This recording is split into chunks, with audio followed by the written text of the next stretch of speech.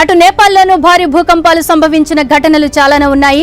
అందులో ప్రధానంగా గుర్తుపెట్టుకోవాల్సింది 2015 ఏప్రిల్లో వచ్చిన భూకంపం. 7.8 తీవ్రతతో సంభవించిన ఈ భూకంపానికి 9,000 మంది మరణించారు. ఇక హిమాలయ ప్రాంతాల్లో ఇలా వరుస భూకంపాలు రావడం వల్ల ఆ పర్వతాల వాలు అస్తవ్యస్తం అవుతోంది. 2016లో టిబెట్లోని అరు పర్వతంపై ఒక గ్లేసియర్ హఠాత్తుగా కూలిపోయింది. దానివల్ల భారీగా మంచు చర్యలు విరిగిపడ్డాయి. ఈ ప్రమాదంలో 9 మందితో పాటు వందలాది పశువులు చనిపోయాయి. ఇక భూమి అంతర్భాగంలో ఎక్కడైనా ఒకచోట ఆకస్మిక అలజడి వచ్చినప్పుడు కంపనాలు ఉపరితలాన్ని చేరడాన్ని భూకంపం అంటారు. అంటే భూ ఉపరితల భూభాగం కొన్ని పొరలతో నిర్మితమై ఉంటుంది. ఇలా భూమి పొరల్లో అత్యధిక శక్తి వల్ల ఏర్పడే అలజడితో భూకంపాలు ఏర్పడతాయి. ఇక భూమి లోపల ఉన్న పలకల కదలికల వల్ల కొన్ని ప్రాంతాల్లో తరచుగా భూకంపాలు రావడానికి అవకాశం ఉంటుంది.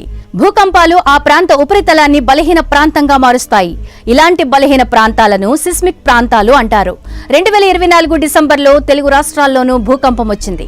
ఇక దూర ప్రాంతాల్లో భూకంపాలు సంభవించినప్పుడు భారత్లోనూ ప్రకంపనలు వస్తాయి. ఎందుకంటే భూకంపం సంభవించినప్పుడు విడుదలయ్యే భూకంప తరంగాలు భూమి ఉపరితలంలో దూర ప్రాంతాలకు ప్రయాణిస్తాయి.